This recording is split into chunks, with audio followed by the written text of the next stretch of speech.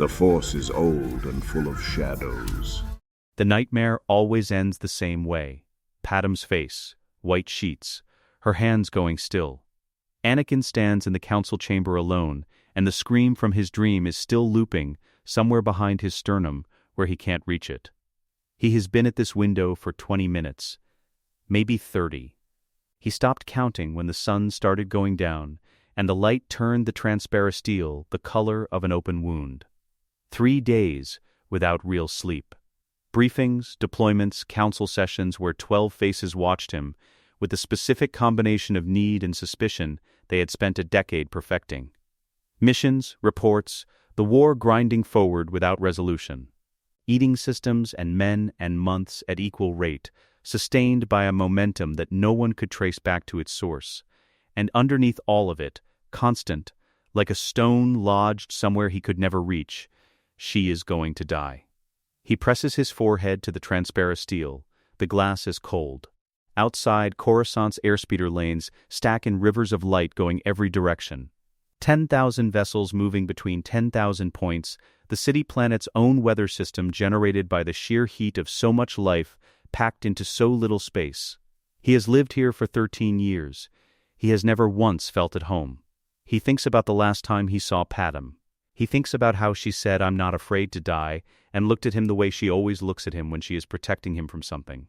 He thinks about how he knew, with a certainty that no amount of Jedi training had ever given him for anything else, that she was lying for his benefit. And then, in the silence of the empty chamber, a thought surfaces that he has been running from for months. Every time I have been most afraid, he has been there to tell me what I feared was real. He stays very still. The thought doesn't feel like an accusation. It feels like arithmetic, like a sum he has been adding wrong for 10 years, and someone has finally shown him the column where the error lives. He doesn't think, Palpatine is a Sith Lord. He is not ready for that sentence. What he thinks is simpler and more devastating. The Chancellor knows about my dreams. He knows they're about Padme. He knows what will happen and how it happens and when. A friend doesn't know that. A controller does. A friend waits to be told. A friend doesn't arrive already knowing the exact shape of your fear before you've opened your mouth to describe it. He pushes off the glass. He does not run. Running belongs to men who haven't already decided what they're going to find. He takes the speeder alone, without filing a flight report, without telling Obi-Wan, without leaving any word at the temple. The Senate Rotunda's central spire catches the last of the sunset as he approaches. The arc of the Chancellor's panoramic office windows glowing amber at the apex, lit from within, 40 stories above the city floor. He lands on the executive deck. He takes the secured turbolift. The doors open onto the anteroom, and the smell reaches him before he can see anything. Ozone, blood, the specific metallic residue of a lightsaber held at sustained output, that scent like burnt copper that gets into the back of your throat and stays there. His hand moves to his hilt before he consciously decides to move it. Kit Fisto's body lies 3 meters ahead, half visible through the inner door standing open at a careless angle. His green lightsaber is still in his hand, deactivated. His eyes are open. He was fast. It wasn't enough. Beyond him, 2 more, Masters Anakin recognized. Men he had passed in the corridors of the temple for years, whose names he knew, whose voices he could identify from across a room. Dead in an anteroom in the time it takes to exhale. He did not let himself think about the quality of darkness that could do this. 1 active lightsaber somewhere beyond the inner door. Purple-violet. A hum rather than a buzz. Lower than you would expect from a weapon, less a sound than a frequency, felt as much as heard. He pushes the inner door open. The office is in ruins. Not from combat, from discharge. Every datapad on the desk is magnetized debris. The decorative statuary near the window arch has shifted on its base. The air is thick with the specific afterburn of Force lightning, the smell of a storm that already happened. One of the Chancellor's encrypted comm units lies on its side, still faintly active, its screen casting pale blue light onto the dark stone floor. At the far end of the room, silhouetted against the full arc of Coruscant's skyline, Mace Windu. Blade extended. Every line of his body expressing the posture of a man who made a decision several minutes ago and has not reconsidered it once, and on his knees at the edge of the panoramic windows, arms trembling, Coruscant 40 stories below him, Palpatine. The remnants of Force lightning crackle weakly at his fingertips. His robes are scorched at the sleeves. His face, this is the thing Anakin cannot look away from. Not the Chancellor's face. Not the careful warmth of the expression that had waited for him in this office 100 times, across 100 conversations about the Council's limitations, and his own potential, and the things they understood together that no one else could understand. What Palpatine's face looks like without the performance is wrong in a way Anakin doesn't have language for yet. Old, in the wrong direction. The skin around the eyes corroded rather than aged, and the eyes themselves, the eyes of something that has been interrupted, not frightened, something that is calculating how to recalibrate. Mace Windu does not turn around. "Skywalker," he says, "come in or go.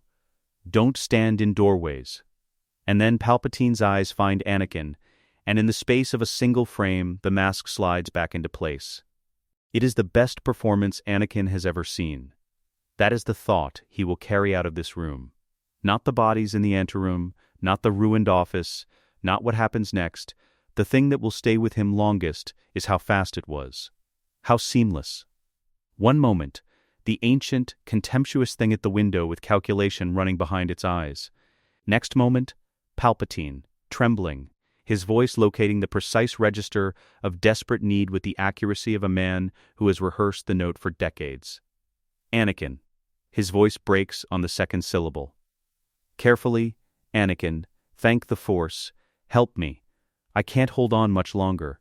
He'll kill me. You're the only one who can stop this." Anakin doesn't move.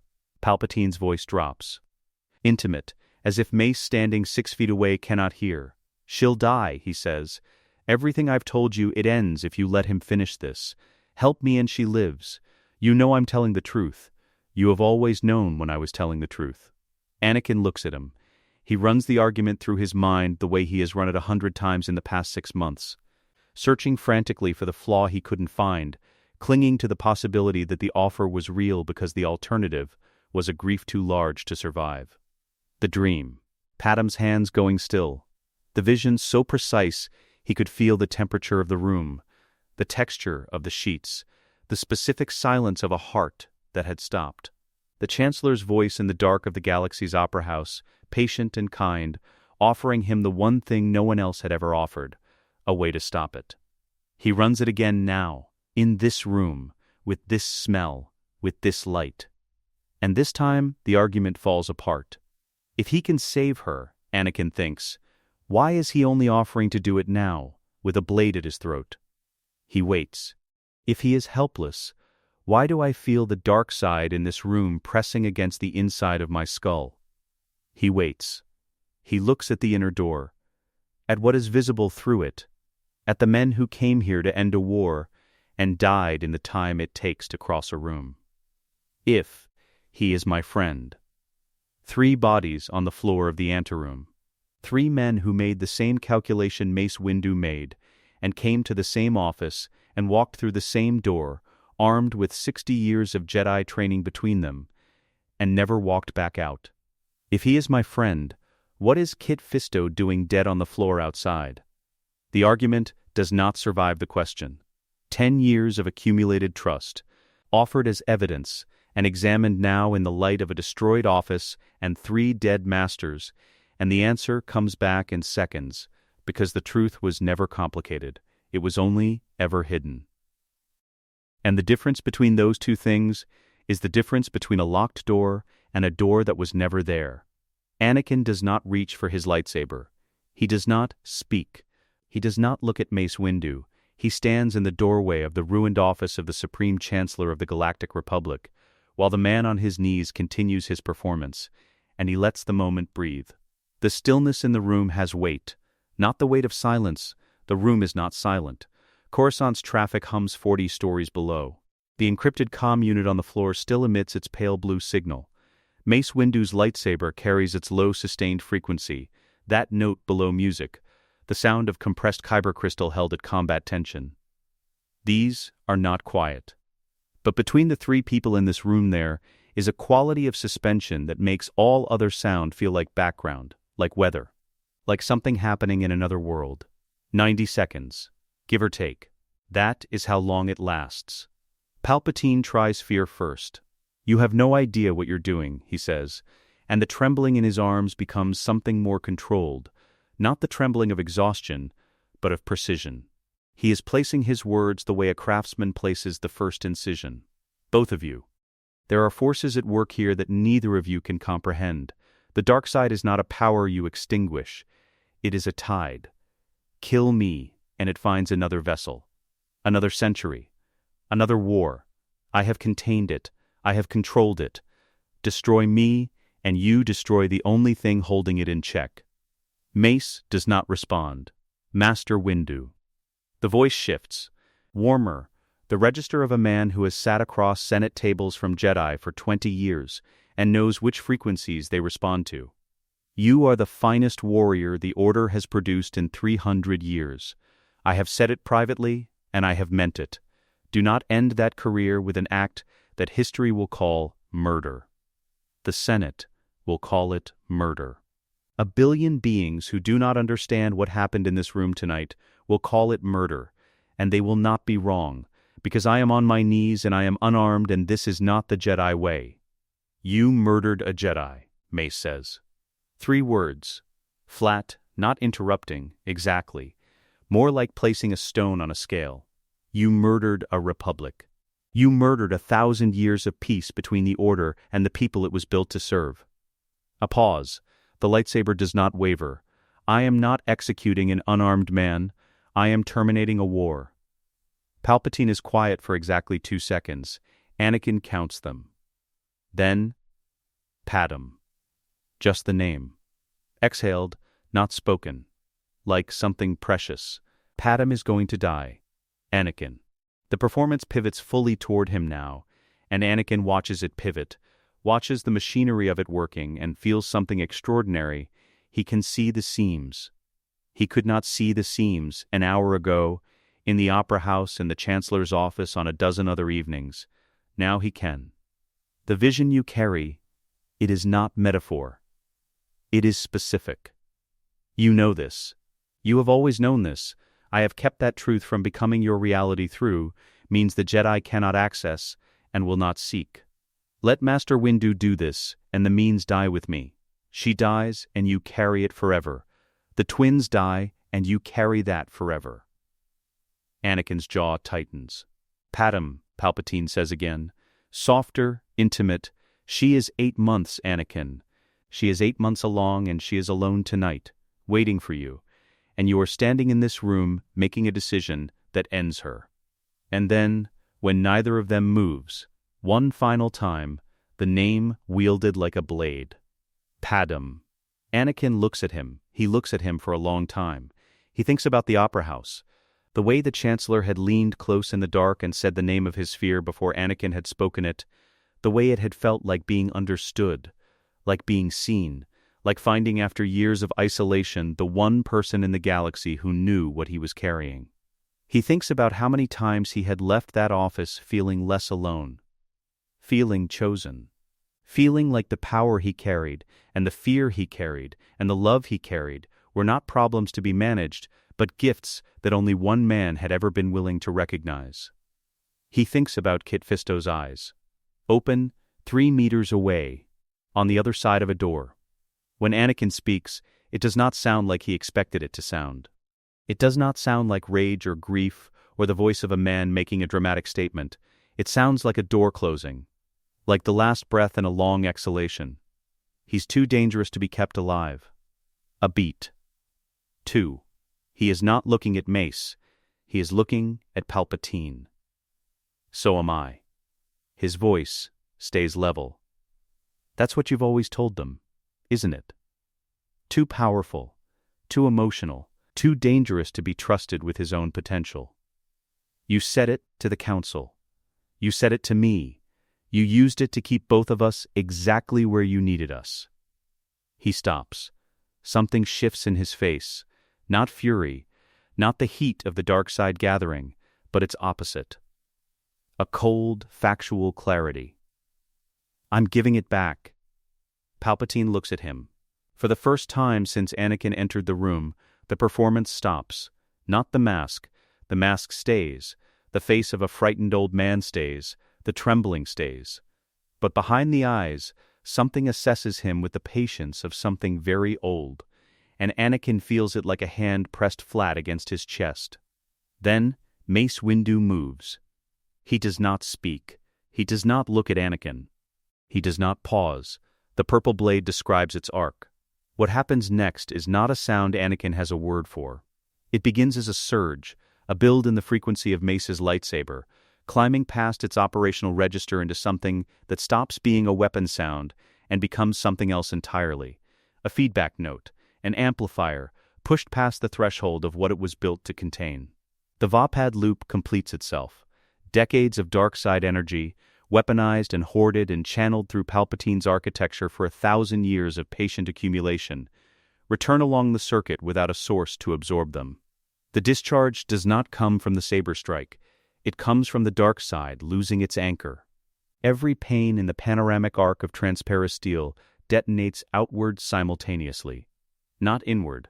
Outward, 40 feet of floor-to-ceiling glass across the entire back wall of the Chancellor's suite, pushed through its frames by a pressure that has no physical source, blowing outward into 3 kilometers of open air above the Coruscant city floor. The sound is not an explosion. It is a chord, a low resonant harmonic that Anakin feels in his back teeth, in his ribs, in the base of his skull. A frequency like a bell, struck at the bottom of a very deep body of water. And then, immediately following it, sustained and total, the wind. Not a breeze, not the normal atmospheric exchange of a pressurized space meeting the exterior. The wind that enters through 40 feet of open air at altitude is a roar, continuous, hammering every loose object in the room toward the absent windows simultaneously. Datapads, documents, the decorative elements from the shelving along the east wall, the comm unit that has been emitting its pale blue signal. All of it gone, airborne, whipped out through the open arch into the city currents beyond.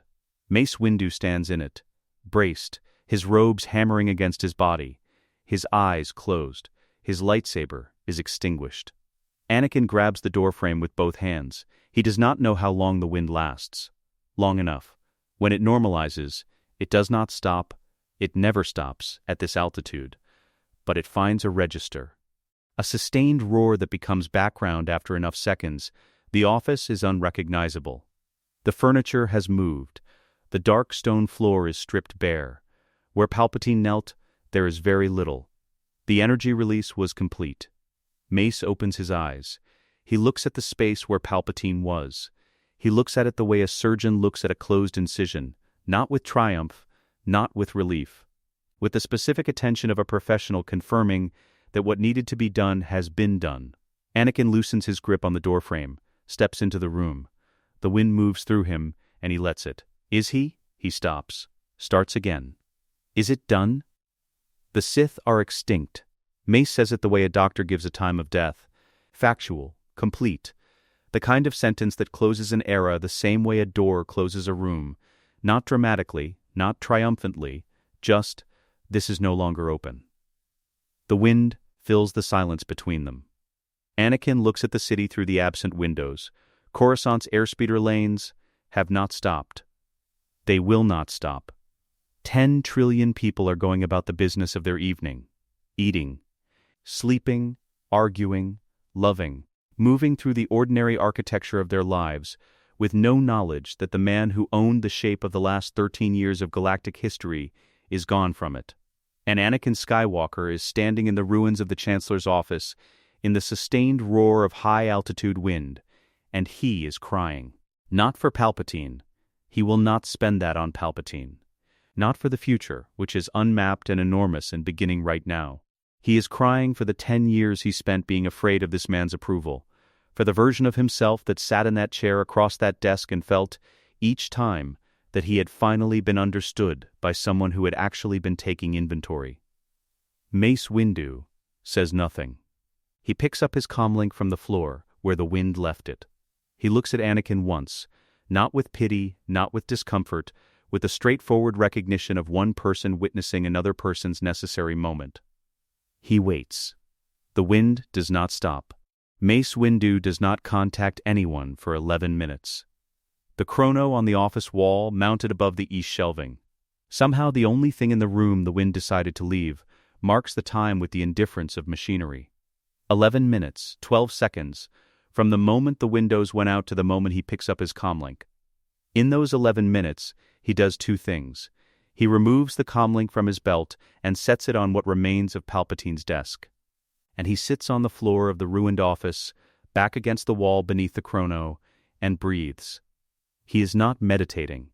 A Jedi in meditation is reaching outward, or inward, or both simultaneously, seeking the Force the way a root seeks water. Mace Windu is doing something different. He is sitting on the floor of the office where he just killed the most dangerous being alive, and he is breathing. Because breathing is what you do when the weapon that you are has discharged, and you need to become a person again. It takes time. He gives it time. The wind comes through the absent windows in a sustained low roar. It moves his robes. He lets it. In the anteroom, Anakin slides down the doorframe until he is sitting on the floor, back against the wall, legs out in front of him. The Coruscant sunset is fully gone now. What remains through the open chamber is the city's own light, amber and white and blue, a million points of it, the Republic illuminating itself against the dark the way it always has, without knowing what just changed. Kit Fisto's body is 3 meters to his left. He doesn't look at it. He looks at his hands instead. He has been doing that since the elevator. The left. The right. Both of them. No blood on them, which seems wrong somehow. He has been in this building for 45 minutes and has not ignited his blade once, and his hands are clean, and the war that has eaten 3 years of his life is apparently over, and he cannot figure out what to do with any of that information yet, so he looks at his hands. The silence between the two rooms is not comfortable. It is functional. 2 men who are not ready to speak yet, neither of them running from the quiet either. The wind fills the space between them. It is enough. Then Anakin speaks. I was going to. He stops. His jaw closes. He looks at his hands. He tries again. She's pregnant. Padam, my wife. We've been.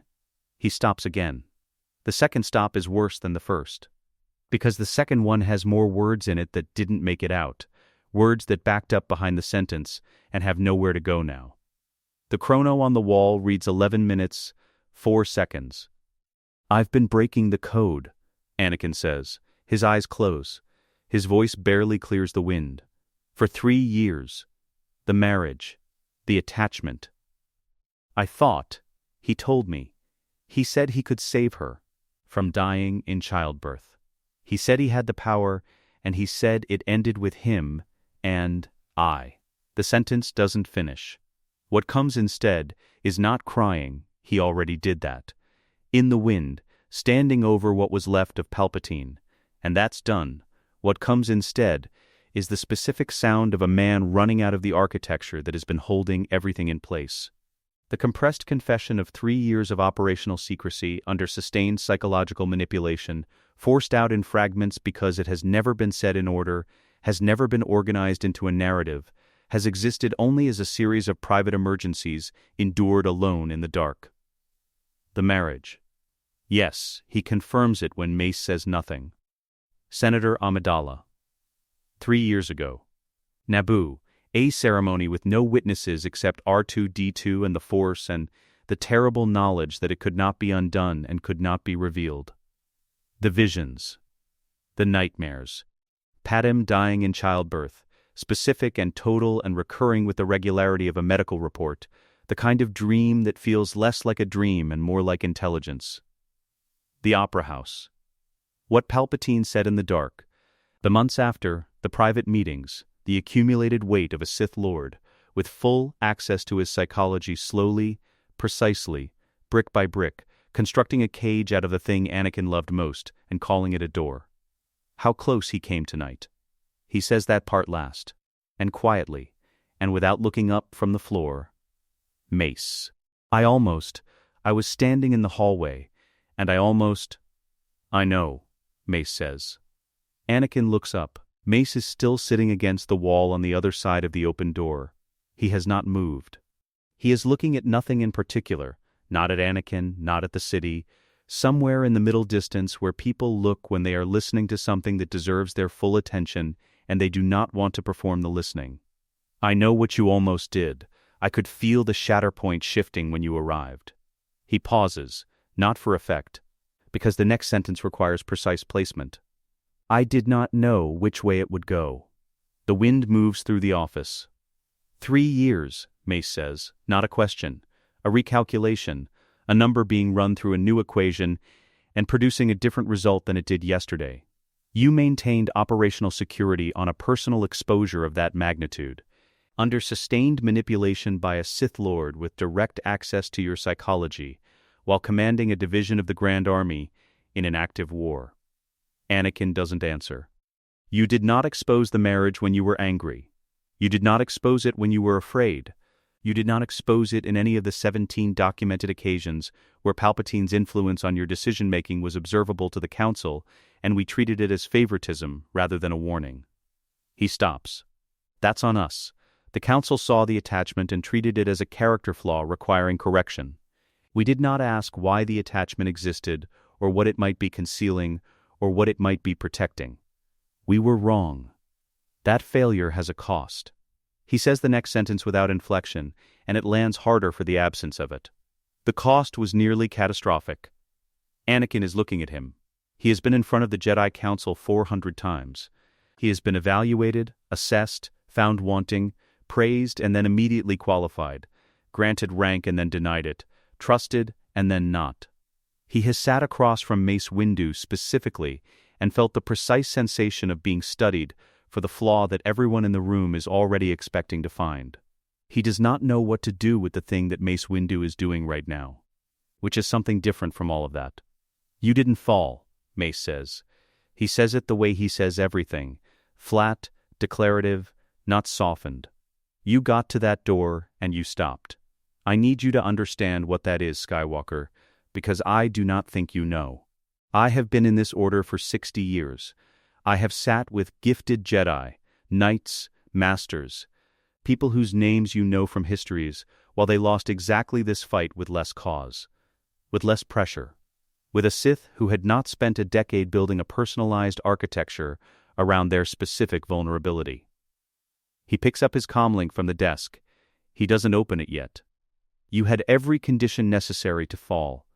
You had the fear and the love and the exhaustion and the accumulated trust and the perfect framing, and you stopped at the door. The wind comes through. You are not a Padawan who made a mistake. You are a master who held under conditions that would have broken most masters. The Council will hear that from me, directly, tonight, before anything else. He opens the comlink. Now get up. The Republic needs its general, and I need a second. Anakin gets up. He does it the way you stand when your legs are not entirely sure they've agreed to participate yet, carefully, using the doorframe, arriving at vertical through a brief negotiation. But he gets there. Mace speaks into the comlink. Short, encrypted, the message for Yoda is 7 words. Sector 7. Bring containment. The silence is here. He does not explain. He does not need to. Yoda has been waiting for this message, or its absence, for 20 years. He will understand it completely. The second call is to Obi-Wan's frequency, still transmitting from whatever position he's holding on Utapau. The message is 4 words. Stand by. Wait for me. He pockets the comlink. He looks at Anakin. The 501st has a dead man protocol tied to this office. No signal from the Chancellor's suite for more than 10 minutes following a security event means automatic mobilization. They're already moving. He glances at the chrono. You have approximately 7 minutes before Commander Appo has the Senate district locked down and is looking for someone to give him an order. Anakin looks at the city through the absent windows. 40 stories below, the airspeeder lanes continue their patient, indifferent movement. The Republic in real time, living its evening, unaware. Tell me what we're walking into. A war. Mace picks up his lightsaber from the floor where the wind left it and clips it to his belt. A political one. He looks at Anakin directly. Which means it will be uglier than anything either of us is trained for. Anakin looks at the chrono. 6 minutes, 40 seconds. Then we should walk fast, he says. They leave Kit Fisto where he is. They will come back for him. There will be time to come back for him.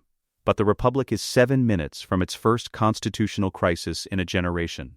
And the only two people in the galaxy who know what just happened are standing in the anteroom of the dead Chancellor's ruined office, and they walk through the door together into whatever comes next. The wind follows them down the corridor. The turbolift descends in silence. The building around them is doing what large institutional buildings do when something catastrophic has happened at the top and the information hasn't reached the lower floors yet, going about its business. Security personnel at their posts. Administrative staff crossing lobbies with datapads tucked under their arms. A pair of Senate aides arguing quietly near the East Corridor about a vote scheduled for tomorrow morning that will not happen the way either of them expects. Nobody stops them. 2 Jedi walking through the Republic Executive Building at speed is not in itself unusual. Nobody looks at their faces. The automated system registers signal 0 at the moment they reach the ground floor. Somewhere in the GAR Command Center 4 blocks east, a green indicator turns red and a cascade engages. Executive Suite non-responsive, Security Event Precedent established, Supreme Commander Channel unresponsive, Protocol OREC initiated. The message goes out on 4 frequencies simultaneously. 4 battalions of the 501st Legion receive it within the same second. Commander Oppo does what he is trained to do. He mobilizes. The public entrance of the Senate Rotunda's central spire is a wide ceremonial plaza with a staircase of pale stone descending to the main Senate concourse. During session hours, it handles 10,000 pedestrians. At this hour, in the 45 seconds between the moment Anakin and Mace push through the main doors and the moment they reach the bottom of the stairs, it has become something else entirely. At TEs at both primary ingress points, their cannons at rest position, but their crews at stations. Lot gunships in orbital pattern at eye level with the rotunda's midsection. Close enough that their running lights throw moving shadows across the plaza stones. Clone troopers in blue marked white armor establishing a perimeter across every exit point. Their formation precise and patient in the way that only the 501st manages. Not aggressive, not rigid, but present in the total way of men who have been trained to hold ground indefinitely without losing focus. Approximately 400 of them. The moment Anakin and Mace clear the base of the stairs, a sound moves through the assembled 501st that has no single source. It is not a voice, it is a collective adjustment. Weapons that were held at ready dropping a fraction of a centimeter, shoulders that were braced releasing a degree of tension. 400 soldiers simultaneously processing the same recognition and producing the same involuntary physical response. Their general is here. The scene has a person in it now who knows what the scene is. Anakin has heard that sound before. Twice, both times at the start of engagements that were already going wrong, when he arrived late and the men had been holding without him. It never stopped meaning something. Commander Oppo crosses the perimeter toward them. He is professional. He is also, underneath the professionalism, genuinely afraid, which is not something clone commanders generally allow themselves to be, and which shows in the specific quality of his stillness rather than in any visible expression.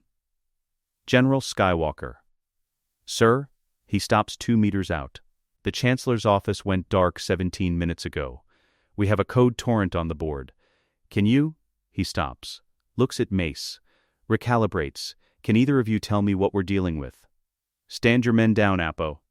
Sir, Protocol OREC requires a perimeter until I receive instructions from Supreme Command, and I don't have. I know what Protocol OREC requires. Anakin's voice carries the flat authority of a man who has been giving orders in active combat for 3 years. Not louder than it needs to be, just certain. I'm telling you to stand them down. The standoff that follows is 40 seconds long and covers roughly 1,200 years of constitutional law. Oppo has his orders from a system that is now headless. His chain of command runs Chancellor to Supreme Command to field commanders, and the first link in that chain is gone, and the system has no protocol for that because the system was designed by someone who believed the first link would never be gone. He looks at Anakin. He looks at the rank Anakin holds, which is general, which is considerable. He also knows that the Jedi's authority over the Gar has always been a matter of practical arrangement rather than constitutional certainty, and that the practical arrangement assumed there was a chancellor to sanction it. He does not stand them down. He also does not advance. He holds. And then a lot descends from the orbital pattern above, breaking formation without announcement, and lands in the open center of the plaza with the specific efficiency of a pilot who has been given an urgent coordinate and no time to ask questions. The boarding ramp drops. Captain Rex walks out. He is not part of the 501st's Coruscant deployment. He was recalled from a secondary engagement, still in transit on a troop carrier in orbit when the signal went out. Someone with the right access sent him a coordinate rather than a briefing. He does not have a briefing. He crosses the 501st's perimeter without anyone stopping him, because nobody stops Rex in a 501st formation. It does not occur to anyone to stop him. He crosses 30 meters of open plaza and stops in front of Anakin. He reads the situation in approximately 4 seconds. The at-TEs. Mace Windu's presence. The specific way Anakin is standing, which Rex has learned across 100 engagements, means something has already happened that cannot be undone. Anakin leans close. 3 sentences. Quiet enough that the sound of the lot's engines covers everything beyond 2 meters. Palpatine was the Sith Lord. He's dead. The chips in everyone's heads are still active. Rex is quiet for exactly 2 seconds. How long do we have? As long as no one gives the order, which means forever, or until someone realizes they can. Rex looks at the assembled 501st, 400 of his brothers in a plaza, doing their jobs with the patient precision they always bring to their jobs, none of them knowing that their skulls contain a mechanism designed to make them kill every person in the order they have spent 3 years fighting beside. He thinks about 5s. He has been thinking about 5s since the moment Anakin spoke, and he will think about 5s for a long time after this. Tell me we have a plan to fix this. Working on it. Rex nods. It is the nod of a man who has received worse answers and worse situations and kept moving anyway. He turns to face the assembled 501st. When he speaks, the audio of the scene shifts around his voice the way water shifts around something solid placed in a current. Not because he is loud, but because 400 men have been trained since before they could walk to locate Captain Rex's voice in any environment and respond to it from the cellular level up. 501st. He does not shout. He never shouts. This is a non-hostile situation. The general has the scene. Weapons to rest position. Stand by for orders from my comlink. He waits. They do it. Not without hesitation. There are 2 beats of stillness where it isn't certain, but they do it. Because it is Rex, and because whatever the 501st is, whatever Palpatine built them to be in the architecture of his plan, they are also this, men who have made a specific captain a fixed point in their understanding of the world, and when that fixed point tells them the scene is in hand, they believe it. Oppo holds for 1 additional second. Then he signals his unit commanders. The at-TEs power their cannons to stand by. The plaza is not relaxed. It is not over. But it has stepped back from the edge it was standing on. Mace comes to stand beside Anakin and Rex.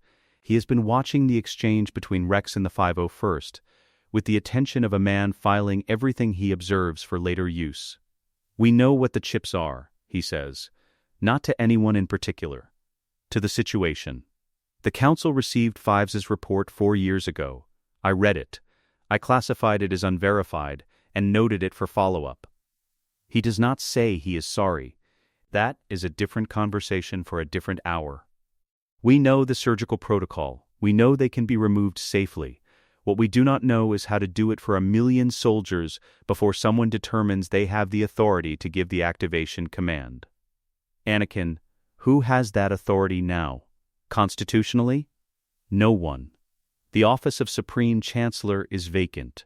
Command authority reverts to the Senate, which must convene to elect an interim chancellor, which requires a quorum, which requires notice, which requires time.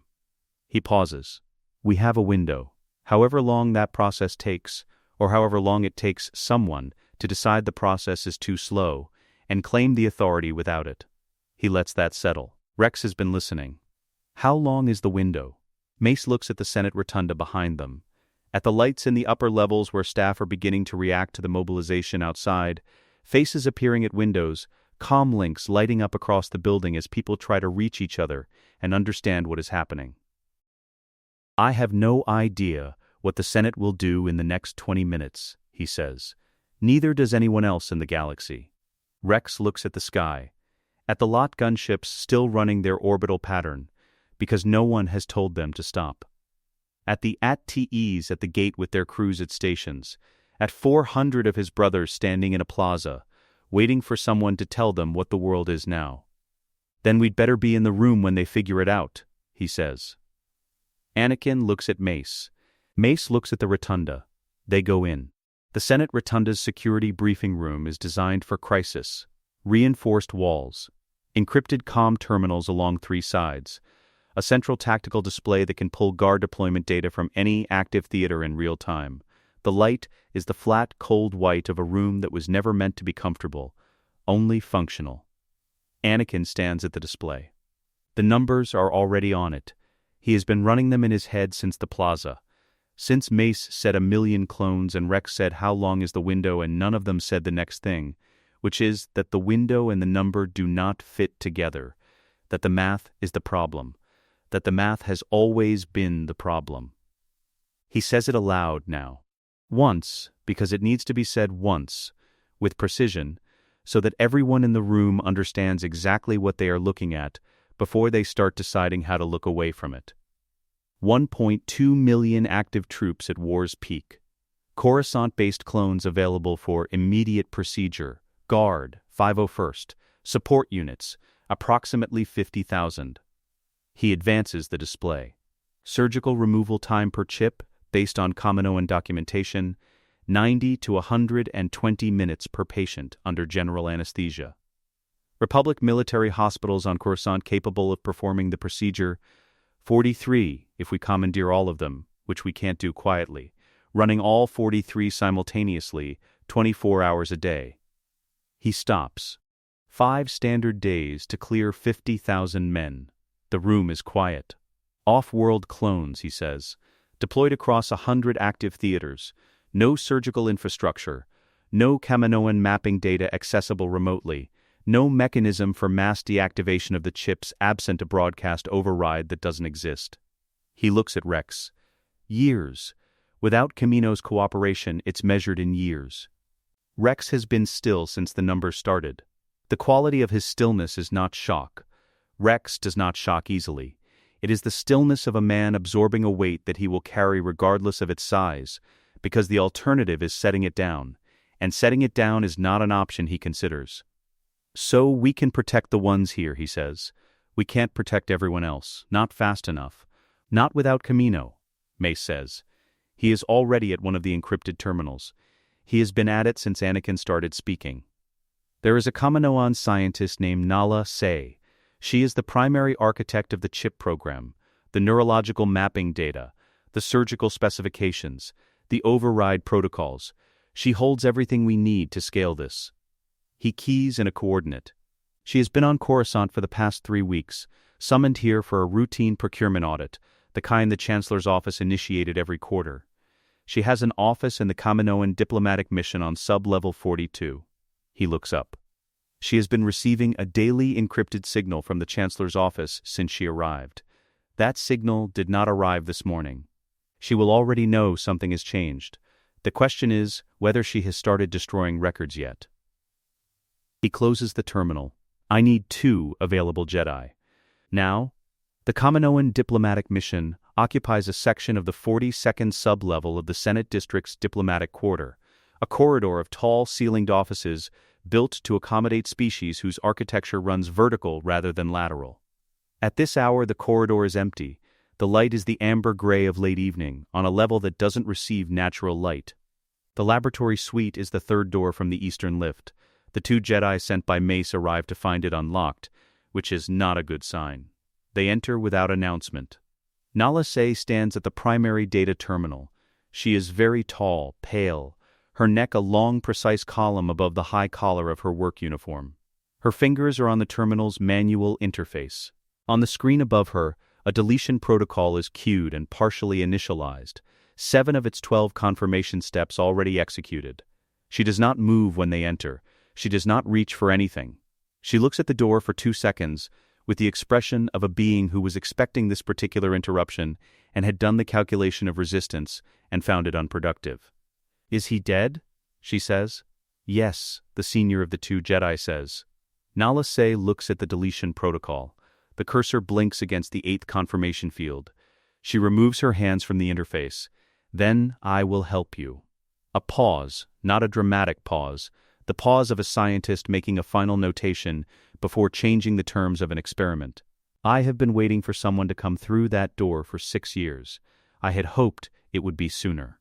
She steps back from the terminal. The deletion protocol sits at step 7, incomplete, going nowhere. What she says next, she says without being asked.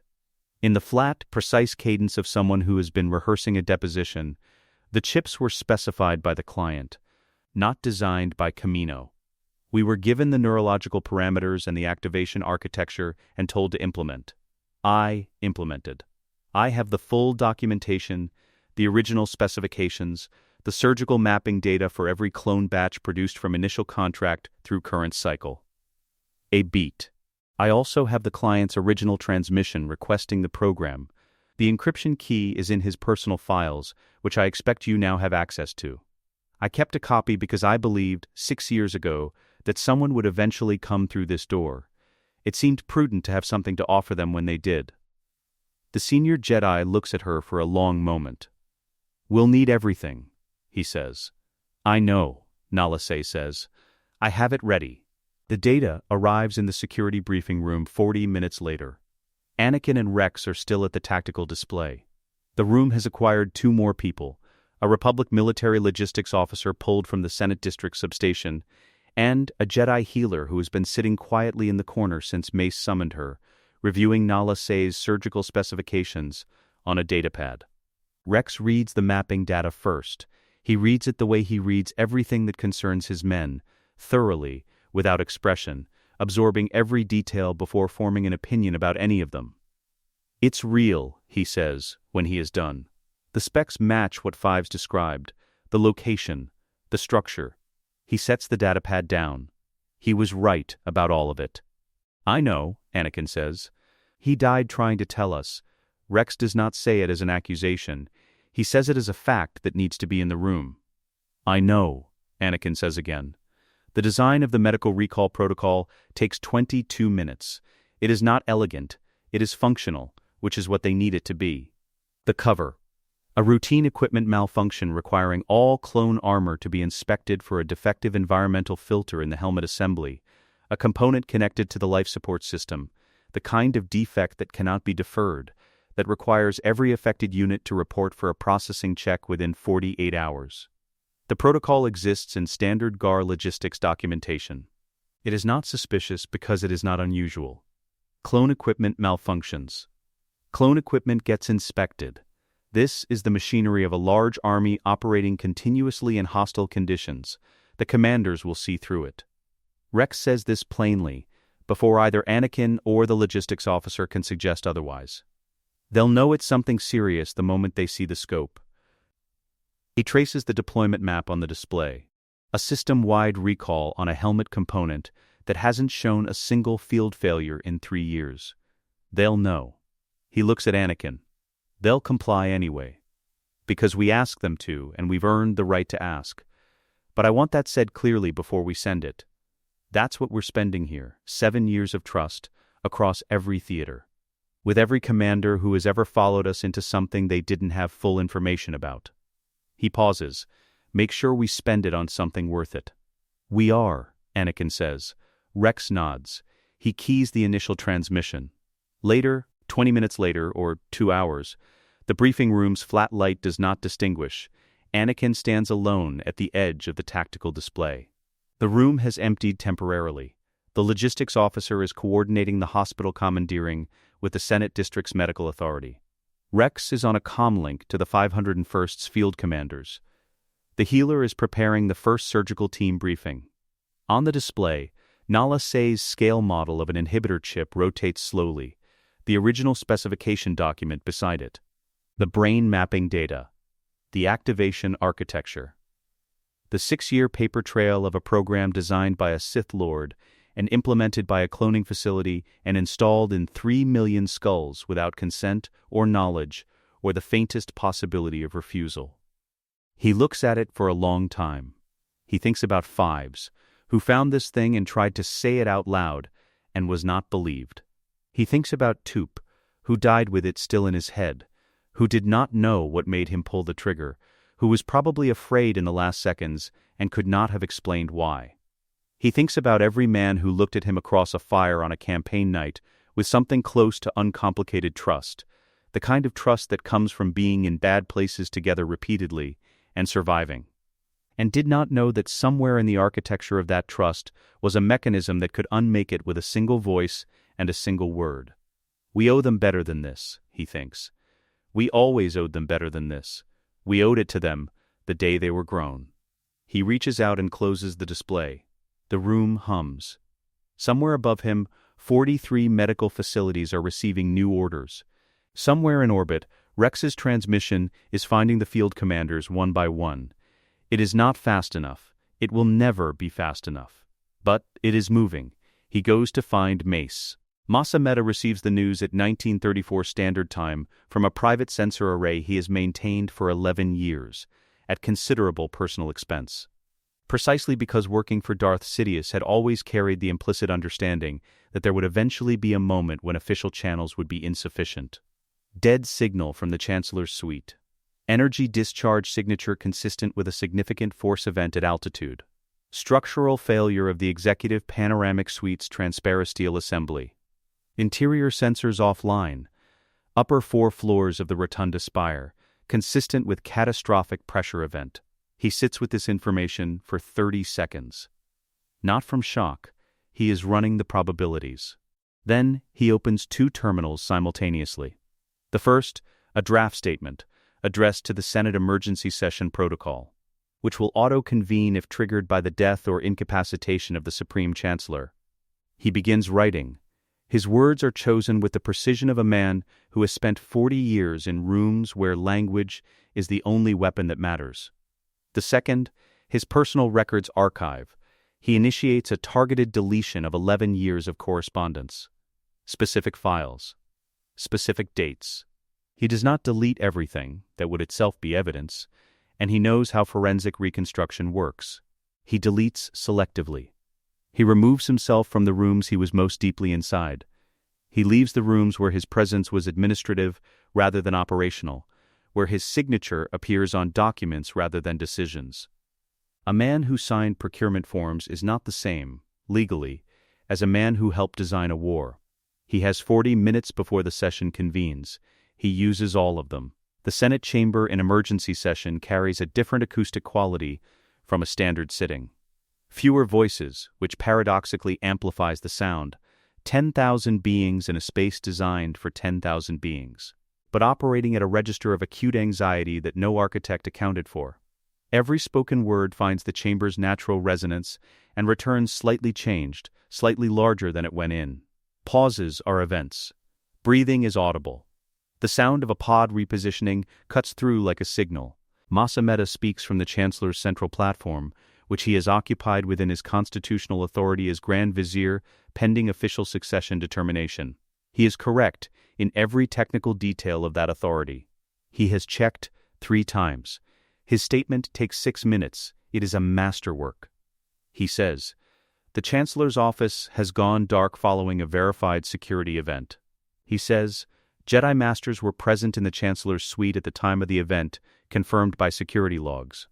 He says, "The Grand Army has mobilized as per Protocol Auric, as is appropriate and lawful." He says, "The Senate must determine the facts before drawing conclusions, but the facts as currently available are as follows," and then he lists them, each one true, each one precise. Each one placed in a sequence that assembles into an image he never directly describes. He does not say the Jedi are traitors. He doesn't have to. In the gallery, in the pods, on 1,000 comm channels monitoring the session, the image assembles itself without his help, because fear is the most efficient architect in the galaxy, and it has been building this particular structure inside the Senate for 20 years. The noise in the chamber when he finishes is not one sound. It is 10,000 individual reactions occurring simultaneously, and the chamber takes all of them and makes them into a wall.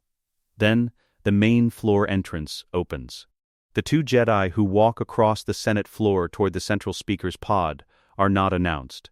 They do not request the floor. Mace Windu simply walks to the platform, and the chamber adjusts around him the way a room adjusts around a fixed point, noise rerouting itself, attention converging. No armor, no escort, cloaks and lightsabers, and nothing else.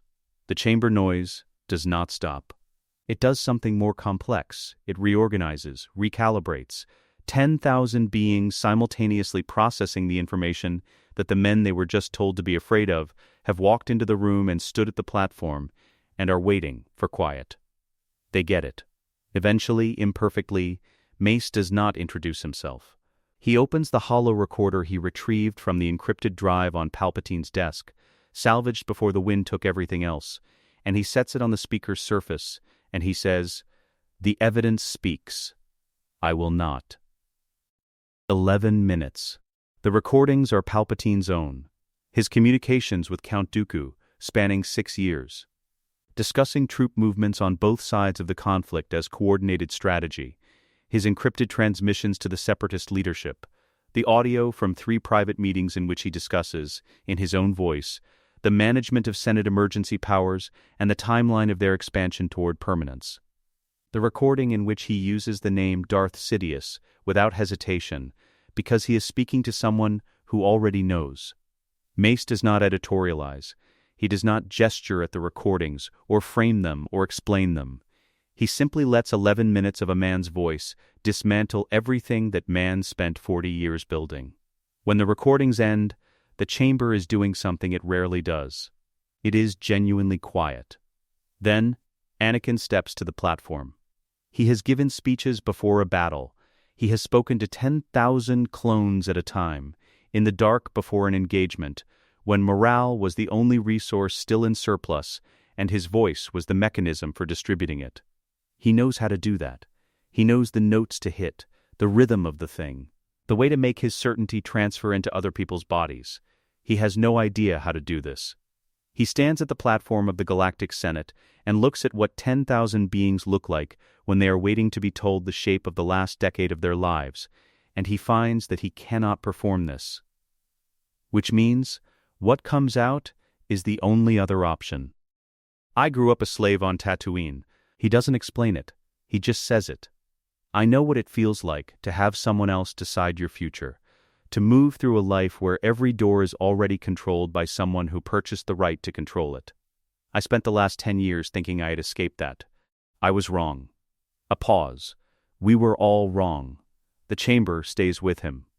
He can feel it staying with him, which is different from the performance of staying with him, and the difference matters. He told me my wife was going to die. He told me only he had the power to prevent it.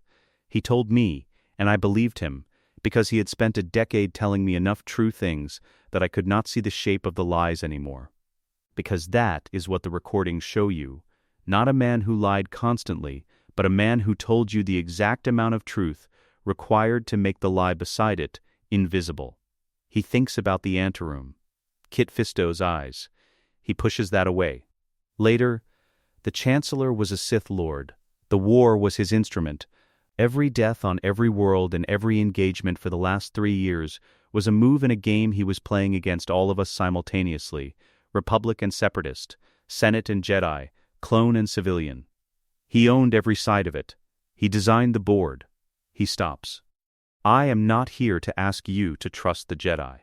I know what trust costs right now, and I would not ask you to spend it on us without evidence. The evidence is what Master Windu just showed you.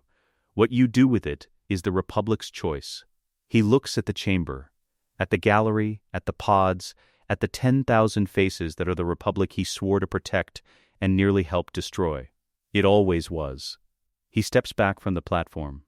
The vote to formally investigate the activities of the Chancellor's office and suspend Masameda's emergency decree takes 14 minutes to call and 4 to count. It passes with 73% agreement, not unanimous. Several core world delegations abstain. The banking clan's representative votes against. But 73% of the Galactic Senate, in emergency session, with the night's events still unresolved outside the chamber walls, votes to look at the evidence rather than away from it. It is not a triumph. A triumph would feel different. It feels like a door that was locked for 20 years, opening 6 centimeters. Enough to get a hand through. In the corridor outside the chamber, away from the sound, Mace and Anakin stand against the wall. The noise of the Senate in post-session reconfiguration filters through the doors behind them. 10,000 beings moving, communicating, processing. It does not stop. It will not stop for days. Anakin looks at the ceiling. I've given speeches to 10,000 clones before a battle, he says. I've never been that scared. You didn't show it, Mace says. A silence. Did it work? Mace looks at the closed chamber doors, at the corridor where Senate staff are already moving at doubled pace, already redirecting toward the implications of what just changed. We're still walking free, he says. It worked. Anakin closes his eyes for 3 seconds. Then he opens them. Ameda, he says. Already handled, Mace says. Tribunal hold, pending investigation. He's in the building. He'll cooperate. Yes, Mace says. He will. He's been cooperating with whoever is most dangerous in the room his entire career. He straightens away from the wall. Right now that's us. They walk back toward the briefing room. The corridor is long, and the night is not over, and somewhere in the building behind them, Masameda is sitting in a secure room, running new calculations. And somewhere above the city the 501st is holding its perimeter, and somewhere on 100 worlds a war is still being fought by men who do not yet know it ended tonight. There is a great deal still to do. They walk. The transmission from Mace reaches Obi-Wan Kenobi on Utapau at 21:07 Standard Time. 4 words. Stand by. Wait. For me. Obi-Wan waits for 90 seconds. Then he opens a secondary channel to Anakin's personal frequency, because 4 words from Mace Windu following an encrypted operational silence of several hours is not a sufficient briefing. The debrief takes 11 minutes. Obi-Wan asks 4 questions during those 11 minutes. He does not interrupt. When Anakin finishes, there is a silence that has a specific texture, not shock, not grief, but the sound of a very precise mind updating a very large file. Then, say that again. Slowly, because I believe you just told me that the war is over, and that everything we understood about the last decade of our lives was constructed by a man I have sat across from at dinner on at least 6 occasions. That's what I told you, Anakin says. Another silence. Right, Obi-Wan says. And the Separatist leadership. Still on Mustafar. Palpatine sent them there. Whatever he told them he was sending them there for hasn't happened. Because he's dead. Because he's dead. Obi-Wan is quiet for 3 seconds. When he speaks again, his voice carries the specific quality of a man who has filed the emotional component of the information under later and opened the operational drawer instead. They're the Republic's most valuable witnesses. Every transaction, every order, every communication that passed between Palpatine and the Separatist command, they were on the receiving end of all of it. If they cooperate, we can reconstruct the entire architecture of the war from both sides simultaneously. A pause. I should collect them before they realize their employer is dead, and they are the last remaining loose ends. That's why I'm telling you, Anakin says. Of course it is, Obi-Wan says. I'll be in touch. Mustafar at dawn is not a hospitable planet at any hour. But dawn is when the lava flows run at their most active, channels of liquid fire visible from the landing pad, the sky above the facility the color of a bruise lit from underneath. The heat registers on exposed skin as a sustained low pressure. The air smells of sulfur and old rock. It is not a place designed to make anyone feel safe, which is presumably why Palpatine chose it for this particular meeting. Obi-Wan lands with 4 Jedi and 1 company of clones drawn from a regiment Rex has cleared. They take the facility's landing platform before anyone inside knows there is a ship in the atmosphere. The approach vector came in below the facility's sensor horizon, which is a technique Obi-Wan learned from Anakin and has never formally acknowledged. The Separatist Council is in the main conference room. Obi-Wan opens the door without announcement. The Separatist leadership of the Confederacy of Independent Systems, Newt Gunray, Wat Tambor, Poggle the Lesser, Sandhill, Shumai, is seated around a long table watching a HoloNet broadcast from Coruscant on the room's central display. The broadcast is showing the Senate chamber. Emergency session. The table has food on it, untouched. Several of them have comlinks out. None of the comlinks are reaching anyone. Newt Gunray looks at the door. His face goes through several stages. What is the meaning of? You are under arrest, Obi-Wan says, for crimes against the Galactic Republic, including but not limited to conspiracy to commit war, unlawful use of a droid military, the Geonosis Arena incident, and accessory to the systematic manipulation of Republic governance across a period of not less than 13 years. He steps into the room.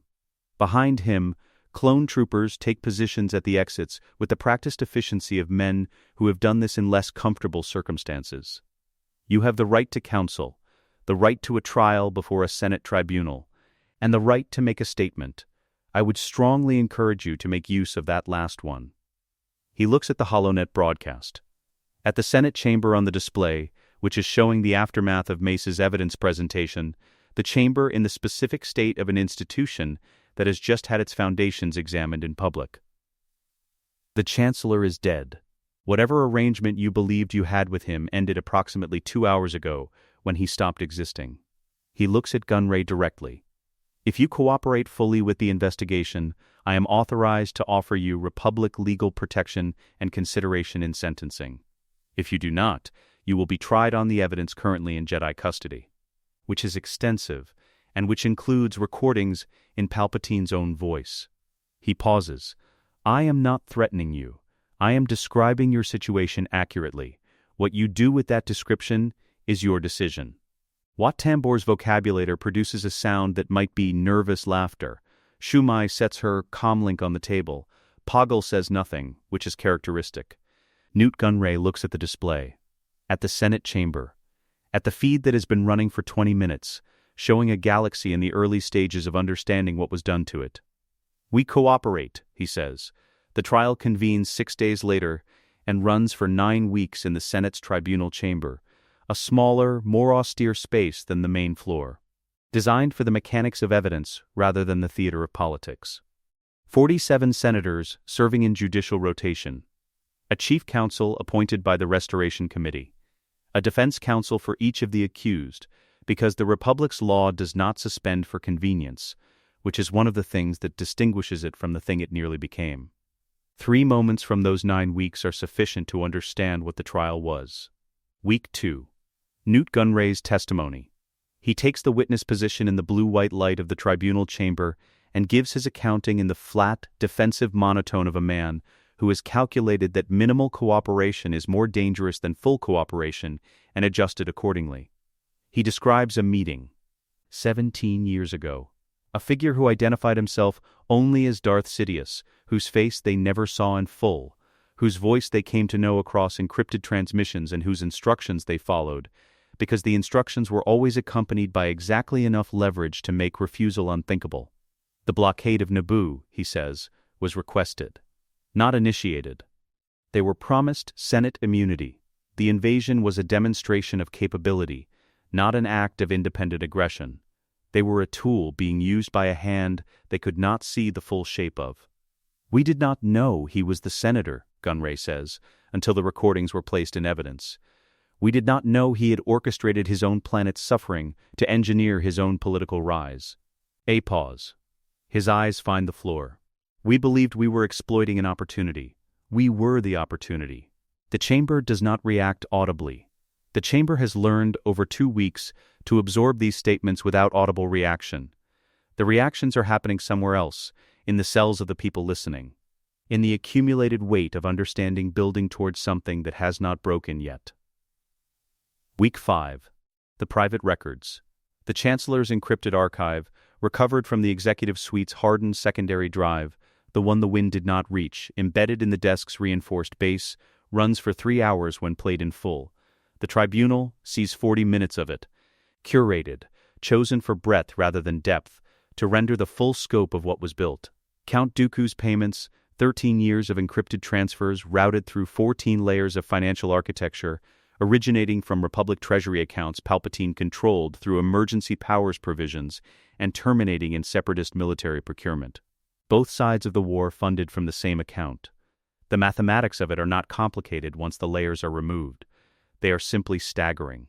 General Grievous's engineering, classified documents showing the surgical conversion of the Kaleesh warlord Kaiman Jai Shilal into the separatist military commander, funded and directed by Dooku under Sidious's instruction. The being the Republic fought as Grievous was built for the purpose. He did not pre-exist it. The Sith training chambers in the sublevels of Palpatine's private residence, structural schematics showing a hidden level not on any public document, outfitted with Sith artifacts, meditation spaces, a library of dark side texts running to several thousand volumes. The space beneath the Chancellor's own floor where he practiced what he was, 40 meters below the rooms where he hosted Jedi Masters for dinner. When the final slide resolves and the display goes dark, the tribunal chamber is quiet for 3 minutes. Nobody calls for order. Nobody needs to. Week 9. The closing statement. The Republic's chief counsel is a Mirialan woman named Farah Den, who has practiced law in the Senate tribunal system for 30 years, and whose manner in the chamber carries the specific, unhurried authority of someone who knows that precision outlasts volume. She stands at the address position and looks at the tribunal for a moment before she begins. The defense has argued, correctly, that the accused were instruments, that they were directed, manipulated, provided with false context, offered inducements they had no means of verifying were honestly made. The defense is not wrong about this. The accused were instruments. She pauses. But the tribunal should be clear about what it is they were instruments of, because the word war has been used throughout these proceedings to describe the last 3 years of galactic history, and the word is insufficient. She looks at her notes. Looks up. The Clone Wars were not a war. They were a siege. A siege conducted by one man against a republic that did not know it was under siege, using armies that did not know they served the same commander, toward an objective that none of the participants, not the Senate, not the Jedi, not the clone troopers, not the separatist leadership, not the trillions of beings on affected worlds, was ever told. She lets that stand for a moment. The Republic did not win this conflict. It was liberated by its own soldiers, who fought for 3 years without knowing that the man who created their enemy was also the man who created them. The chamber does not produce the sound of a gavel, or a vote, or an order. It produces the sound of a very large room full of people, all choosing to be silent at exactly the same moment. And what that sounds like is the closest thing to unanimity the Republic has managed in a generation.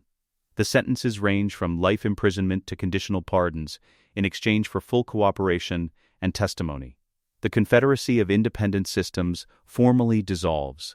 The seceding member worlds receive a document outlining a pathway back to Republic membership, not mandated, offered.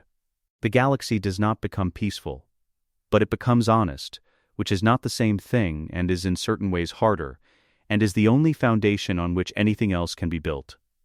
6 weeks after the death of Palpatine, Anakin Skywalker stands in front of a door on the 41st floor of a Senate district residential block and cannot immediately make himself open it. Not from fear.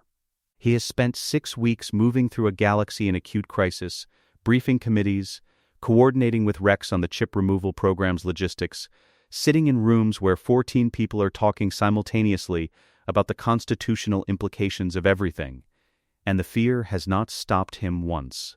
He has not paused in a corridor since the anteroom of the Chancellor's office. He pauses here. He puts his hand on the door. It is an ordinary door. Behind it is the only place in the galaxy where he is not, in some capacity, managing something. He opens it. Padam is at her desk, 8 months pregnant, reading a datapad, wearing clothes that Anakin has never seen her wear before, Not senatorial robes, not traveling clothes, not the formal presentation of a public person managing public perception. Something simple, something that exists only because it's comfortable. The datapad in her hand has a Senate seal in the upper corner, and she has drawn a series of annotations down its margin in her precise, unsparing hand. She looks up. She has known he was coming for 4 days. She can read the political indicators well enough to know when a crisis has moved from acute to chronic, when the briefings shift from emergency frequency to scheduled cadence, when the HoloNet stops running new developments on the hour. She has been preparing herself for this moment in the way she prepares for everything, by identifying all possible versions of it and working out how to respond to each one. What she has not prepared for is how he looks. Not younger. Not lighter. Those are the words she reaches for first and discards, because they are not accurate.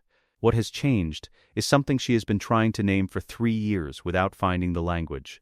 She looks at him standing in the doorway of the apartment in ordinary clothes, with no armor and no urgency and no operational context requiring his immediate attention, and she finds it. He has been looking slightly past her for 3 years. Not at her, past her, at something just over her shoulder, the thing he was managing, the fear he was carrying, the constant internal calculation of how much time remained before the worst thing happened. She watched it without being able to name it. She felt it as a quality of absence in rooms he was physically present in. He is looking at her now. Directly, the thing over her shoulder is gone. "Hi," he says, the voice of a man returning from a standard mission of unremarkable length. "Hi," she says. She is across the room before she decides to cross it, which is unusual for Padmamidala, who decides everything, and his arms come around her carefully. Carefully because she is very pregnant, and also because he is. She can feel it in the quality of his careful. Slightly terrified of the pregnancy in the way that she has noticed men are, as if proximity might break something, and they stand there while the Coruscant sunset turns the apartment the color of copper, and neither of them says anything for a long time. 3 votes, she says finally, against his shoulder. He pulls back enough to look at her. I drafted 3 different votes for the emergency session. 1 for if Palpatine survived and the Jedi were framed. 1 for if he didn't and the evidence failed and the Senate went the other way. And 1 for this version. She looks up at him. The version where you walk through that door and we actually get to win. How long did the 3rd draft take? Longest of the 3. A pause. I wanted to get it right. He tells her about the visions over the next hour, sitting on the apartment's small terrace while the city lights come on below them, his voice finding a pace that is slower than it was 6 weeks ago, less fractured. The halting quality that has been in his speech since the council sessions begins, here, in this room, to ease. He tells her the shape of it, not the content of the nightmares, she does not need those, but the mechanism. The way Palpatine had used a real fear and applied sustained, precise pressure to it until it became a certainty. The way a dark side practitioner does not require fabrication, because fabrication is fragile and real fear is load-bearing. You find what someone already carries and you tell them it's heavier than they thought, and you offer to carry it for them, and the price of that carrying is everything. He stops. He looks at his hands. I knew it was possible. That she could die in childbirth, that any of it was possible. The dark side didn't invent that. It made possible into certain. It made fear into fact. I know, Padam says. He looks at her. You, how do you know? Because I could feel when you were pulling away from me. Her voice is precise. It is always precise, but now it is precise about something she did not say aloud during the years she was feeling it, and the precision has the quality of something that has been chosen carefully for a long time. Each time you came back from meeting with him, there was something in you that was moving in a direction that wasn't me. I didn't know what it was. For a year I thought it was the war.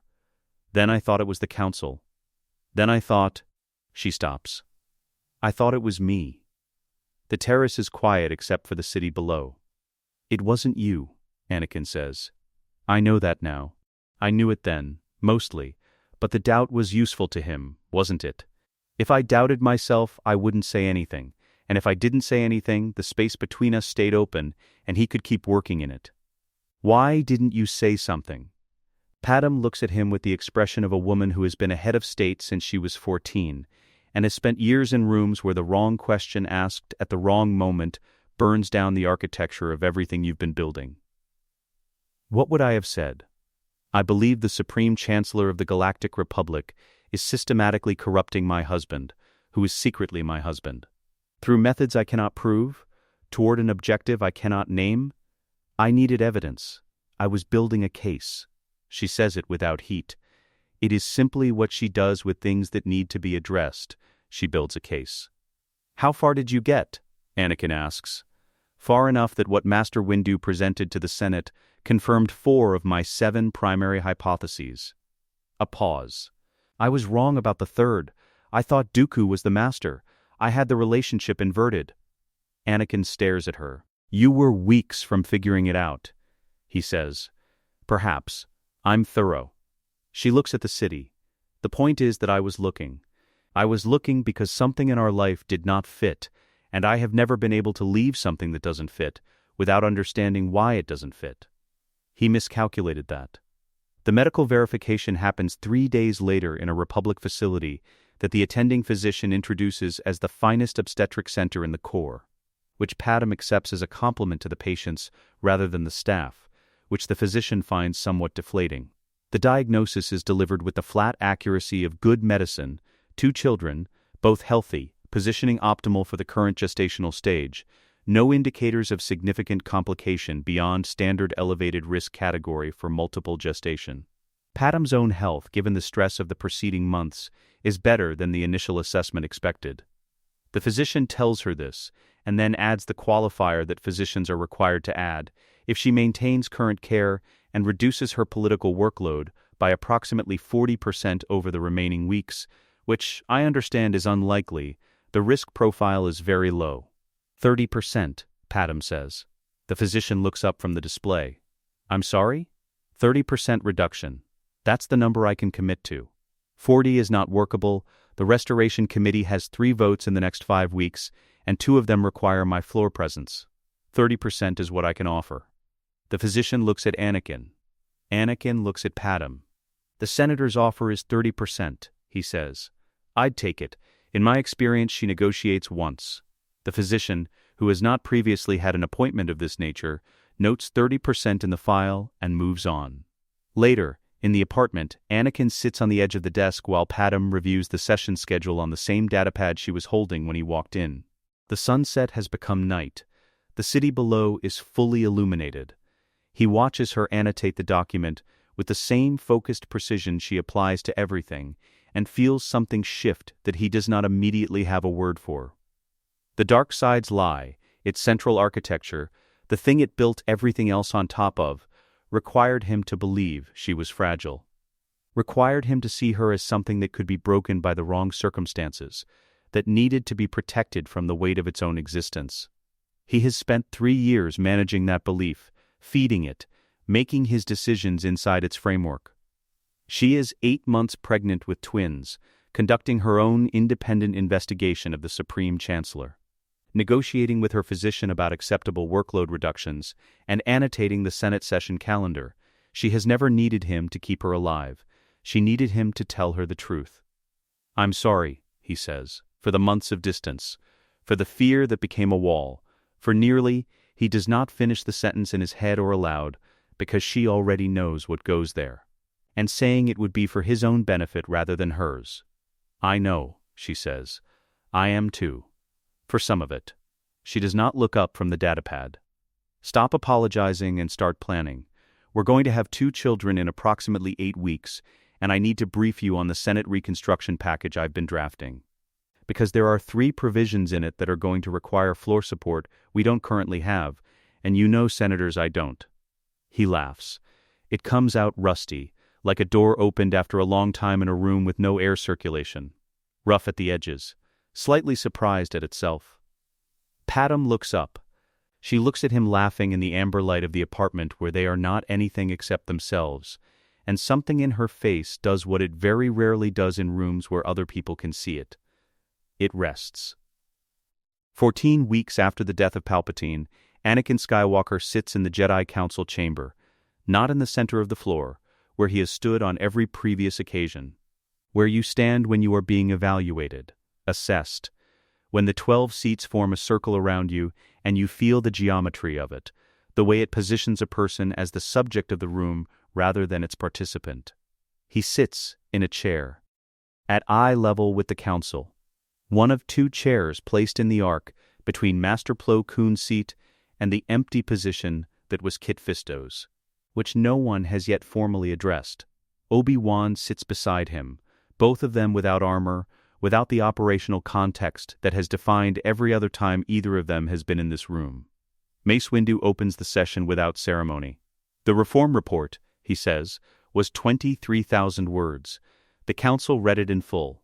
I'll summarize the relevant findings in 3 statements, because precision matters here more than completeness.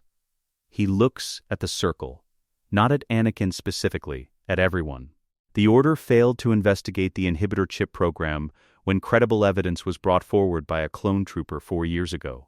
The Order failed to act on accumulating intelligence regarding the Chancellor's conduct, at least 4 documented instances of which reached council level and were deprioritized.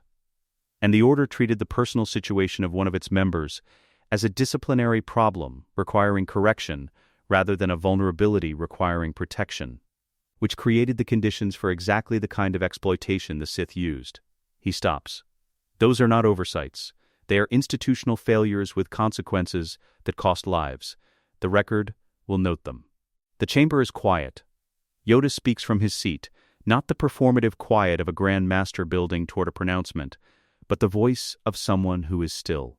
14 weeks later, carrying the weight of what the report said. 23,000 words, he says, I read, and humbled I was, not by what we did not know, by what we refused to see. His eyes moved to Anakin. Owed better you were, by us. Since the beginning, Anakin says nothing.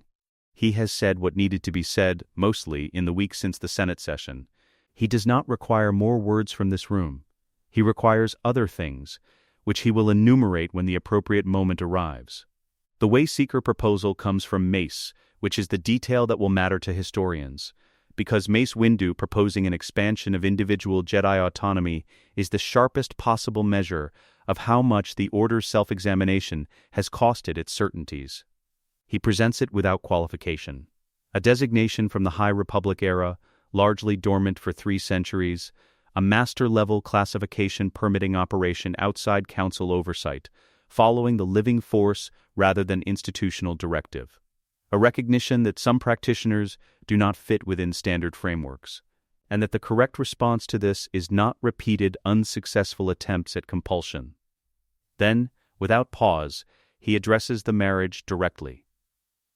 Senator Amidala, the Council has reviewed the full circumstances and voted on the following: that the Wayseeker classification, as applied to this situation, will extend to permit the personal attachment already established. This is not a pre-existing provision of the designation. It is a decision this Council is making today, for this case, based on the evidence before us and the failures documented in the reform report. The marriage is acknowledged. It stands. He looks at the circle. That motion passed this morning, 7-5. The record will note it was not unanimous. The acknowledgement of the non-unanimous vote is Mace's concession to institutional honesty. The 5 who voted against get their position marked, and the 7 who voted for it have chosen something new over something comfortable, which is the harder vote in any body. Plo Koon speaks before the formal ratification. His voice carries its characteristic even weight. The precedent this establishes is significant. A Wayseeker who is also a spouse and parent, operating at the intersection of Jedi and Senate governance, there is no prior precedent for this configuration. Yoda's eyes open. He looks at Plo Koon with the expression of a 900-year-old being who has heard arguments about precedent from people with considerably less experience of what happens when precedent fails. Precedent, he says, we are writing. Today. The vote on the full Wayseeker designation passes. The mastership follows the Wayseeker designation immediately, which is Mace's decision. The two things belong together, and sequencing matters. He announces it the way he announces everything, without preamble, without performance, in the flat declarative register of a man for whom precision is the only form of respect that counts. Anakin Skywalker. The Council recognizes your rank of Jedi Master, effective immediately. Nomination by Master Windu. Seconded by Grand Master Yoda. Motion passed. He pauses for exactly one beat. We should have done this 3 years ago. The record will note that as well. Anakin looks at him.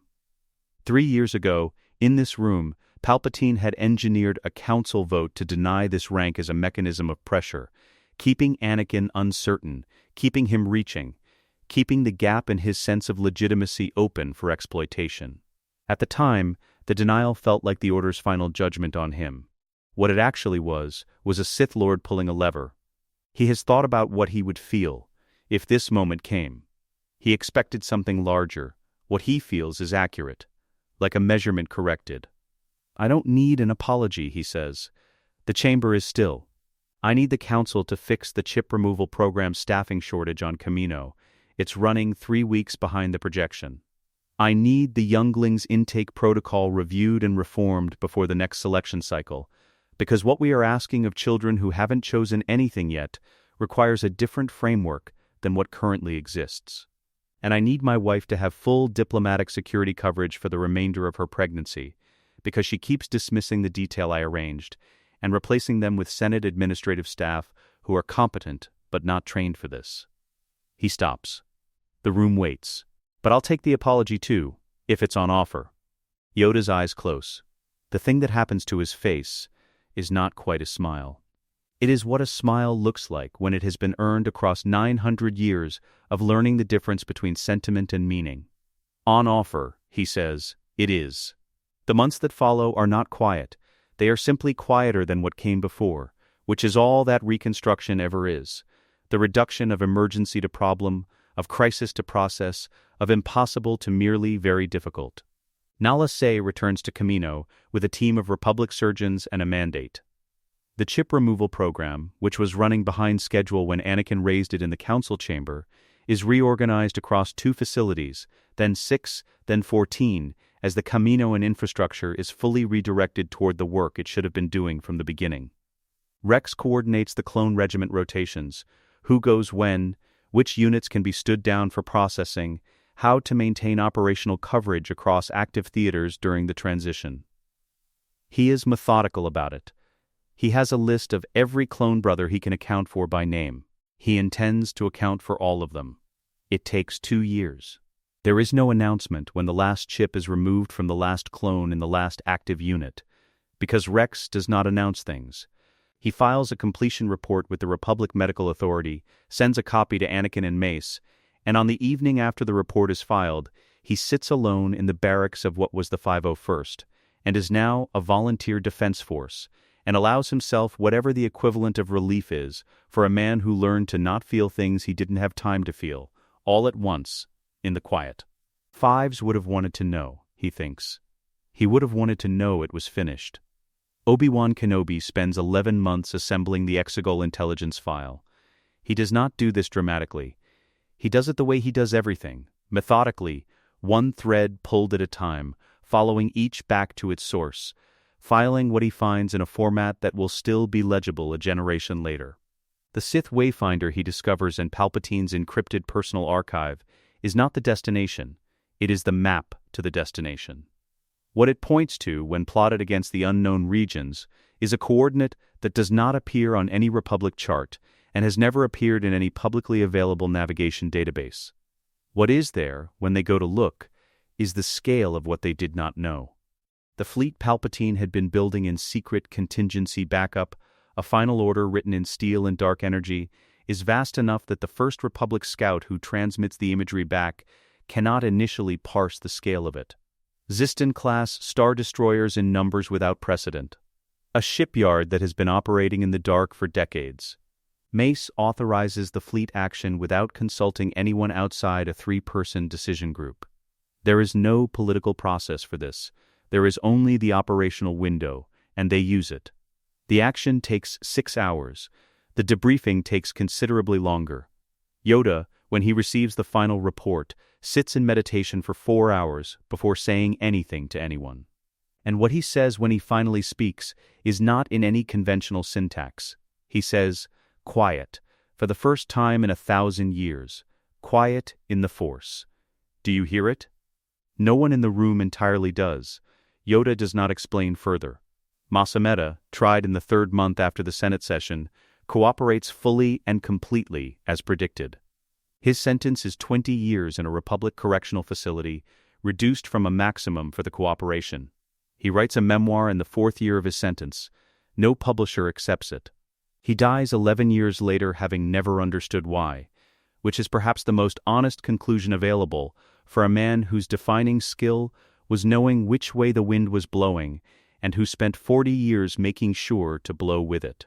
Padme Amidala is elected president pro tempore of the Senate Restoration Committee in the 7th week after the session, while visibly 8 months pregnant. Her first meeting as chair runs 4 hours and addresses 6 constitutional amendments. The HoloNet covers her presence extensively. She does not comment on the coverage. When a reporter asks her, outside the chamber, whether she intends to reduce her workload following the birth of her children, she looks at the reporter with the expression of a woman who has been a head of state since she was 14 and says, 30%. That was my commitment. I keep my commitments. The reporter does not know what 30% refers to. She does not explain. The medical facility's waiting area is designed to accommodate the specific anxieties of people whose loved ones are behind a door they cannot go through yet. Comfortable seating. Soft light. A water dispenser in the corner. A HoloNet terminal set to a non-news channel. The nursing staff will later describe Anakin Skywalker as the most challenging patient the waiting area has processed in 11 years of operation, and they have processed senators. He does not sit in the comfortable seating. He stands at the window overlooking the Coruscant cityscape, and then stands at the door, and then stands at the window again.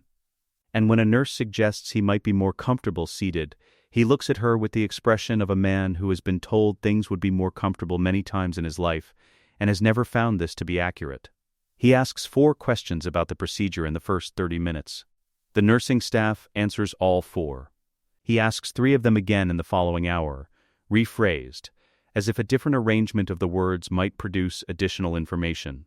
At the 2-hour mark, the physician opens the door and says he can come in. What the medical facility sounds like when you are standing in it and your entire life has just changed is not dramatic. It is specific. It is the soft mechanical hum of monitoring equipment and the air circulation system and the particular texture of silence that a room achieves when the acute phase of something has ended and the people in it are breathing differently than they were before. Padme is exhausted in the way of someone who has just done something her body will be explaining to her for several weeks. She is also watching him with the eyes of someone who has won a very long war and is only now allowing herself to understand that it is over. He holds Luke first, then Leia, then Luke again, because he is not ready to stop yet, and no one is going to take the child from him until he is. He doesn't say anything. Neither does Padme. There are 90 seconds in which neither of them speaks, and the room holds them in the quiet, and the monitoring equipment does its work. And in the silence between all of that, underneath it, steadier than any of it, 2 heartbeats. Small, new, impossibly certain about themselves in the way that very new things are before the world has had any time to make them uncertain. When he speaks, it is because the silence has run its full length and he is on the other side of it now. What do we do now? Padme looks at him holding their son with the focused attention of someone who has been a senator for years and a mother for approximately 90 minutes and is finding the second considerably more demanding than the first. Now we raise them, she says. That's it? That's everything. He looks at the child in his arms, at the face that is new and somehow also familiar, the way things are familiar when you have not seen them yet, but recognize them anyway. All right, he says. We raise them. 3 months later, a rooftop terrace on the Senate District's residential level, reserved through channels that Padme's office manages because Anakin does not have channels of his own that are designed for reserving things. He has channels for other purposes, and they have not historically overlapped with terrace reservations. Coruscant at sunset turns the sky 11 shades of amber and copper, which it does every evening without acknowledgement from the 10 trillion people living their lives beneath it. The city's own heat, creating its own atmosphere. The ambient light of a billion structures making the sky something that no uninhabited planet ever produces. It is not natural beauty. It is the beauty of a thing that should not exist and does anyway, through accumulated insistence. Mace Windu arrives first. He is wearing civilian clothes, which is not a look Anakin has seen before, and which Mace manages with the composure of a man who is committed to a decision and will not revisit it. He looks slightly lighter than he did 14 weeks ago, in the way that a person looks when something they have been carrying is no longer on their back, not rested. Exactly. But dimensionally different. His shoulders are still adjusting to the absence of the weight. He stands at the railing and looks at the city and does not say anything, which is characteristic. Obi-Wan arrives 4 minutes later with the specific expression of a man who has been told this gathering is informal and does not fully trust the concept. He has made an attempt at civilian clothes that is distinguishable from his Jedi attire primarily by the absence of the outer robe, which is an adjustment so minimal that most people would not register it. Obi-Wan registers that most people would not register it, and has decided this is sufficient. He stands beside Mace. He also looks at the city. He also does not say anything, though his not saying anything has a different texture than Mace's. It has the quality of someone composing the thing they intend to say next. Anakin arrives last. No cloak. No armor. Ordinary clothes, the same category of ordinary clothes he has been wearing since the apartment, became the place where he is not anything in particular. He is carrying 2 children in a carry harness arrangement that was clearly designed for one child, and which he has adapted through a combination of ingenuity and refusal to acknowledge that it is not working as well as he believes it is.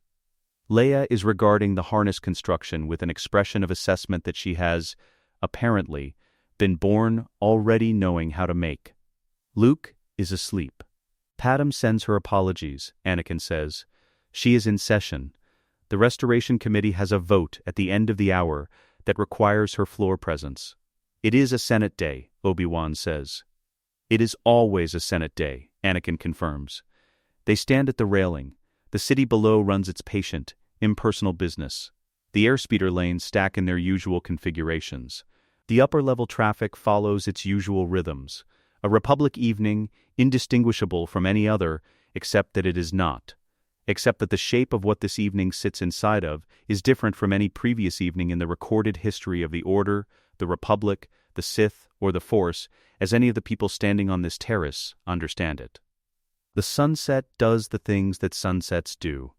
Obi-Wan speaks first, after a silence long enough to be its own kind of communication. Do you ever think about the prophecy? He is looking at the horizon, not performing the question, genuinely asking, in the way that people ask things they have been turning over quietly for months without a useful place to put them. He who will bring balance to the Force. We spent 40 years debating what balance meant. We assumed it meant the destruction of the Sith. We assumed it would be catastrophic, a great conflagration, some final war. We were right about the Sith. He pauses. We were wrong about everything else. Balance is not the same as peace, Mace says. He does not look away from the city. It never was. It is the same as equilibrium. The dark side exists. It will exist after we're all gone, in whatever form it finds next. What was destroyed was not the dark side of the Force. What was destroyed was one man's 1,000-year project of controlling it. He is quiet for a moment. There is a difference. It matters. And the role of the chosen one in that? Obi-Wan says. They both look at Anakin. Anakin is attempting, with the patient determination of a man who will not accept that this effort is futile, to orient a 3-month-old infant toward a Coruscant sunset that she is not developmentally equipped to appreciate. Leia is not looking at the sunset. She is looking at the railing with the focused intensity of a person compiling information. Luke is still asleep. I'm going to assume, Anakin says without turning, that you're talking about me. And I'm going to also assume that the answer is that I stopped at a door. Obi-Wan is quiet for a moment. That's a remarkably simple resolution for a prophecy that has been debated for 400 years. Most true things are. The sunset completes itself below the artificial skyline. The amber and copper drain out of the sky, and what replaces it is not darkness, but light, the city's own light, self-generated, rising from 10 trillion lives being lived in the gathered proximity of everything they have built together. Gold and white and blue, and every variation between them, the Republic illuminating itself against the dark the way it always has. Through nothing more complicated than the insistence of people choosing to stay in proximity to each other and maintain the conditions under which their lives are possible. Mace Windu looks at this for a long time. When he speaks, it is not to Obi-Wan or to Anakin specifically. It is to the city, or to the air, or to whatever it is that a man of 60 years of Jedi practice speaks to when he has worked something out that he has been trying to work out for a very long time. The Force was always going to resolve this, he says. I believed that. I was trained to believe it. What I believed it meant was that the Force had its own mechanism. That resolution was built into the structure of things, that it would unfold whether or not the specific choices of specific people went well or badly, that we were the instruments of something that could not ultimately fail. He watches a lot cross the mid-level traffic lanes far below. I was wrong about the mechanism. It resolved the way it always resolves, through the choices of specific people in specific moments. A Padawan who didn't sleep for 3 days and stood in a corridor and did not reach for his weapon. A captain who told his men to stand down in a courtyard because he trusted someone. A senator who was building a case because something in her life did not fit. He stops. There is no impersonal force. There is only this, over and over again, in every generation, in every room where something is decided. Only this. The city hums below them. It does not stop for the statement. It does not mark the moment. It simply continues. Lights on. Airspeeder lanes moving. 10 trillion people in their 10 trillion lives. Inside a republic that is alive and complicated and imperfect and has, by the narrowest and most human of margins, remained free. Luke wakes up. He does not cry. He opens his eyes and looks at the city with the focused attention of a person encountering light for one of the first times, and what he finds there he has no words for yet, which means his face simply holds it, open, the way faces are when they have not yet learned to do anything other than receive what is in front of them. Anakin looks at his son, looking at the city. He does not say anything. Neither do the men standing beside him. The Republic hums on into the evening, and the light holds. Let us know what you'd like to see next. The end.